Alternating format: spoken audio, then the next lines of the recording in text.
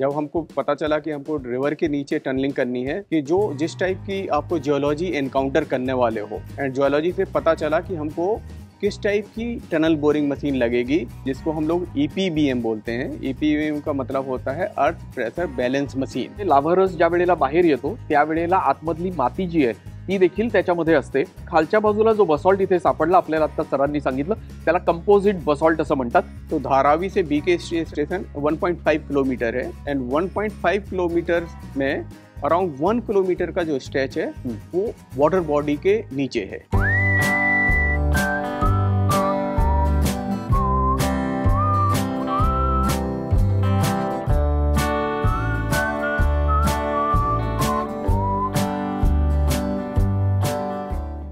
नमस्कार, मी विनायक परब घेऊन आलोय लोकसत्ता.com गोष्ट मुंबईची पर्व दुसरे। या गोष्ट मुंबईचीच्या पहिल्या पर्वामधल्या वेगवेगळ्या ऐतिहासिक घडामोडींनंतर आपण दुसऱ्या पर्वामध्ये शोध घेतला तो मुंबईतल्या अत्याधुनिकतेचा आणि मुंबईच्या प्राचीनतेचा देखील। आता आपण पाहताय मला की मी अगदी शिरस्त्राण घातलंय, म्हणजे आपण ज्याला हेल्मेट म्हणतो ते घातलंय, आणि मी आता मेट्रो स्टेशन जे आहे त्या मेट्रो स्टेशनच्या तळघरामध्ये म्हणजे खालच्या बाजूला उभा आहे। आपल्याला दिसतंय की मेट्रोचं एक जे टनेल आहे, बोगदा जो आहे तो माझ्या मागच्या बाजूला आहे। आपण यापूर्वीच्या एका भागामध्ये आपण MIDC जे स्टेशन आहे मेट्रोचं तिथे आपण गेलो होतो आणि तिथे आपण मेट्रोच्या अधिकाऱ्यांशी संवाद साधला होता। पुन्हा एकदा आता आपण एक आश्चर्यकारक गोष्ट घेऊन मेट्रोच्या संदर्भातली या भागामध्ये येतोय। काही रोचक आणि काही वेगळ्या गोष्टी समजून घेणार आहोत।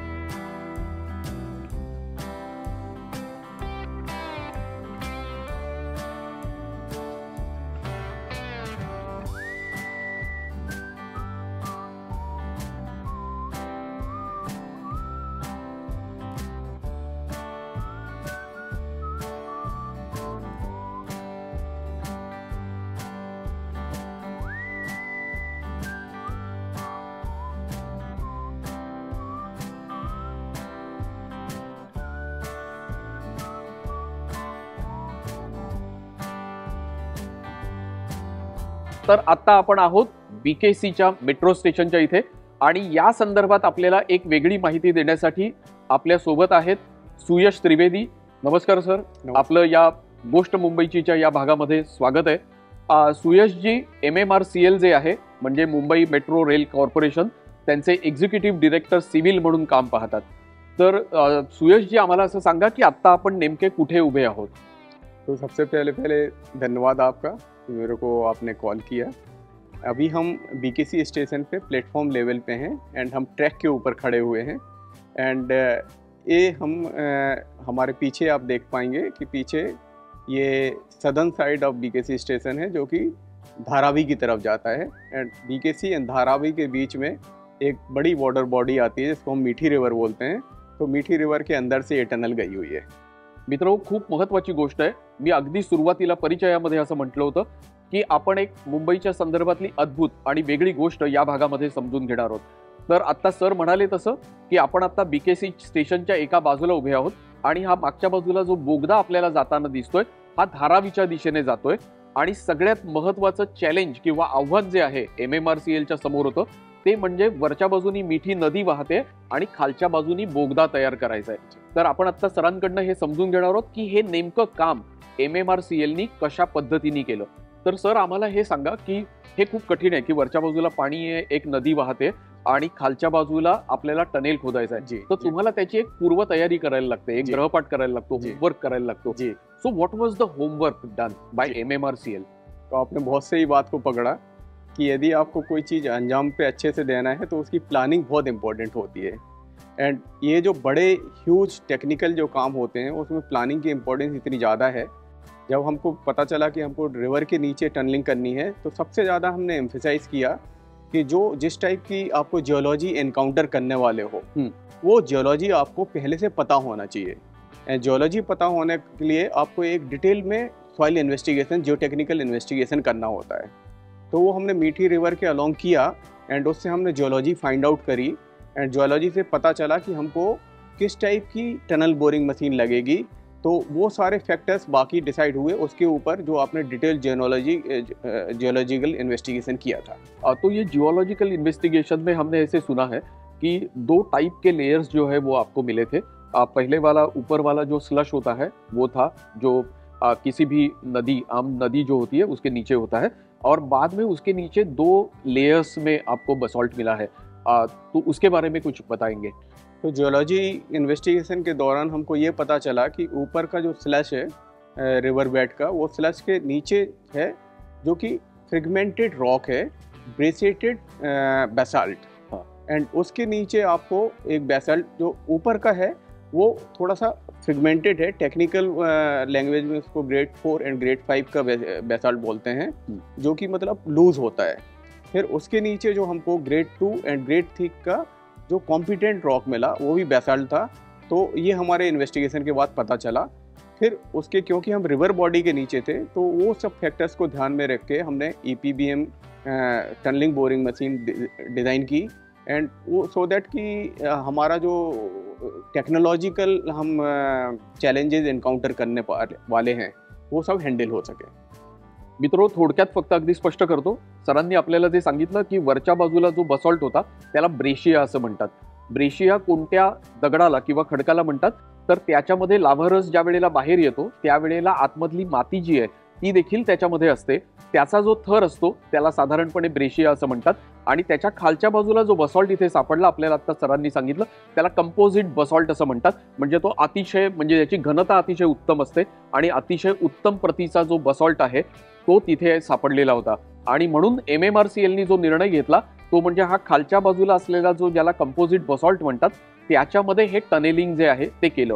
पण मला असं वाटतं सर की तरी पण खूप म्हणजे आव्हानं होती। त्याचं कारण असं आहे की अचानक समजा पाणी आलं तर काय करणार, किंवा प्रेशर अचानक वाढलं, कारण प्रेशर निसर्गातलं हे तुमच्या कंट्रोलमध्ये नसतं, तुम्ही जेव्हा खालती जाता त्यावेळेला, तर मग ते तुम्ही कसं हँडल केलं? म्हणजे मशीनमध्ये काही वेगळ्या गोष्टी केल्या का टनेल बोरिंग मशीनमध्ये, की त्याच्यामुळे ते प्रेशर हँडल होईल? जी, तो जैसे मैंने आपको बताया कि हमने इस पर्टिकुलर स्ट्रेच के लिए एक पर्टिकुलर टाइप की TBM मशीन डिज़ाइन करी जिसको हम लोग EPBM बोलते हैं। EPBM का मतलब होता है अर्थ प्रेशर बैलेंस मशीन। तो इसका कॉन्सेप्ट क्या होता है कि बेसिकली जब आप टनलिंग कर रहे होते तो आपके सामने फेस पे एक नेचुरल प्रेशर है सॉइल का, और जब आप टनलिंग कर रहे होते तो आपको क्या करना है कि जो नेचुरल बैलेंस है, नेचुरल जो प्रेशर है, आप मग को इतना कंट्रोल्ड वे में एक्सट्रैक्ट करो कि वो नेचुरल प्रेशर जो आपका बैलेंस हो जाए। तो इससे क्या होता है कि ऊपर में कोई सेटलमेंट नहीं होता है एंड आपका जो मग एक्सट्रैक्शन है वो कंट्रोल्ड रहता है।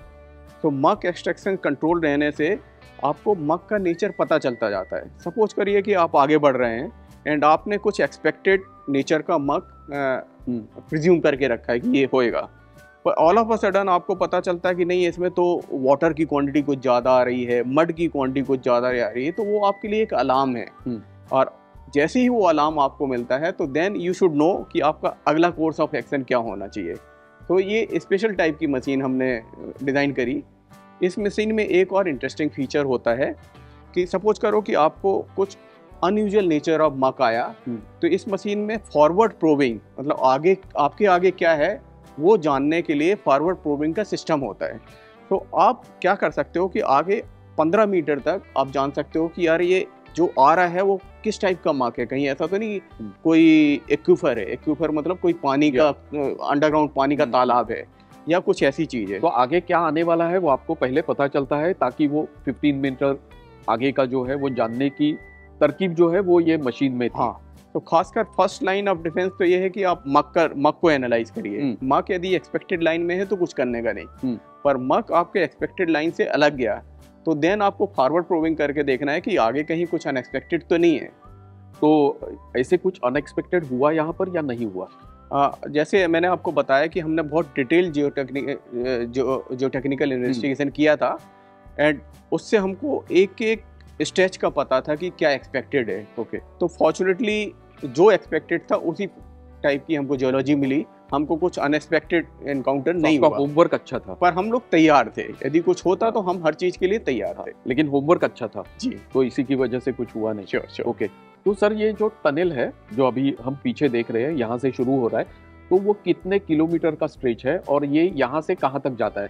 दूसरा, हमने यहाँ पर आने के पहले कुछ जानने की कोशिश की थी, तो उसमें ऐसे पता चला कि मीठी रिवर का जो चैनल है वो चैनल थोड़ा सा छोटा है, लेकिन वो जो जिसको हम पूरा वाटर बॉडी बोलते हैं, वो वाटर बॉडी बहुत बड़ी है जी। और हमारी जो लाइन है वो कर्वेचर में गई है जी। तो उसके बारे में आप बताएंगे। जी, तो आप देखेंगे कि पीछे की तरफ जो हमारा नेक्स्ट स्टेशन है वो धारावी है, एंड जो ये स्टेशन है बीकेसी। तो धारावी से बीके स्टेशन 1.5 किलोमीटर है, एंड 1.5 किलोमीटर में अराउंड 1 किलोमीटर का जो स्ट्रेच है वो वाटर बॉडी के नीचे है। ओके, तो जो एक्टिव चैनल है मीठी रिवर का वो दैट इज़ अराउंड 250 मीटर्स, पर क्योंकि जब हाई टाइड आता है तो ये entire 1 kilometre is basically inundated with water. So half kilometer going and half kilometer coming, so up and down line. So total 3 kilometer is the stretch of this tunnel, which goes down below the Mithi River. Yes. So Okay. 1.5 kilometer east side. Okay. So total distance is 3 kilometer. But Mithi River up and down line both side, if you calculate, that's 2 meter below water body. Okay. और हमने ऐसे भी सुना है कि ठीक है कि आपने टनल बोरिंग मशीन के साथ काम किया, अच्छी बात यह है कि आपका होमवर्क अच्छा था तो कुछ हुआ नहीं जी। लेकिन ऐसे भी हम प्रेडिक्ट करते हैं ना, जब ये ऐसे बड़े प्रोजेक्ट करते हैं कि if something goes wrong what will happen. So हमें ऐसे पता चला है कि ये जो टनल का कंस्ट्रक्शन है उसमें भी आपने ऐसा कुछ एक तरकीब की है कि यदि पानी आ ही जाता है तो वो कुछ इन्फ्लेट होके कुछ बच सकता है और पानी अंदर आएगा नहीं, तो उसके बारे में भी आप बताएं। तो जब हम टीबीएम से टनलिंग करते हैं तो जैसे जैसे टीबीएम एक्सकेवेट करते हैं पीछे पीछे हम उसमें एक लाइनिंग बनाते रहे थे कंक्रीट का, प्री कास्ट कंक्रीट के सेगमेंट्स होते हैं उसके हम लाइनिंग बनाते हैं। तो क्योंकि ये पूरा रिंग एक साथ में नहीं होता है, ये पार्ट सेगमेंट्स में होते हैं, तो ये 6 सेगमेंट बना के एक राउंड बनाता है। ओके, तो ये इसके बीच में जॉइंट्स होते हैं, तो जॉइंट्स को हम लोगों ने हर जगह ही जॉइंट्स को आपको ट्रीट करना होता है, एवरीवेयर आपको जॉइंट्स में गैस्केट्स लगाने होते हैं, हर जगह जॉइंट्स में गैस्केट लगाने होते हैं। पर यहाँ पे हमने, क्योंकि ये वाटर बॉडी के नीचे है, तो हमने इसमें डबल प्रिकॉशन रखी।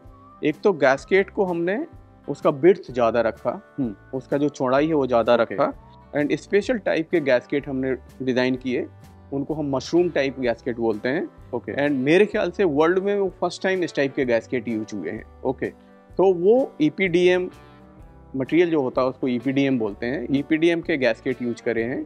And second layer of defence इसमें रखा है कि इसी के साथ में हाइड्रोफिलिक गैस्केट भी रखा है।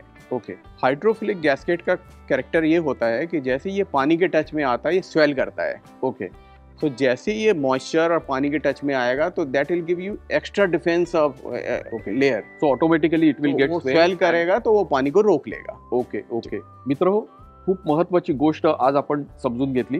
त्यातली सगळ्यात पहिली गोष्ट म्हणजे की ही जी मेट्रो लाईन आपल्याकडे सुरू होते, म्हणजे जी सिप्स पासून सुरू होणार आहे आणि थेट कुलाब्यापर्यंत जाणार आहे, त्यातला पहिला भाग हा कदाचित पुढच्या महिन्यामध्ये म्हणजे डिसेंबरमध्ये किंवा मुंबईकरांना भेट म्हणून नव्या वर्षाच्या सुरुवातीला हा भाग इकडे सुरू होणार आहे आणि पहिली मेट्रो जी आहे ती मुंबईकरांसाठी सिप्स पासून ती बीकेसी पर्यंत धावणार आहे। आज आपण आता इथे येण्याचं प्रयोजनच हे होतं की इकडचं काम कुठपर्यंत आलेलं आहे, नेमकं काय झालंय हे समजून घ्यावं आणि सगळ्यात महत्त्वाचं कदाचित मुंबईकरांसाठी आश्चर्याचा भाग म्हणजे मिठी नदीच्या खालनं जाणारा बोगदा तो कसा केला, कशा पद्धतीने केला आणि कदाचित एक छोटीशी भीती आपल्या मनामध्ये असते की पाणी अचानक आलं तर काय करायचं, तर त्याचीही खातरजमा जी आहे अशा प्रकारची कोणतीही घटना दुर्घटना होणार नाही याची खातरजमा देखील MMRCL केलेली आहे। तर मित्रहो, धारावीच्या दिशेने जाणारा हा बोगदा जो मिठी नदीच्या खालनं जातोय तिथेच येऊन आपण समजून घेतलं की मिठी नदीच्या खालनं जाणारा हा बोगदा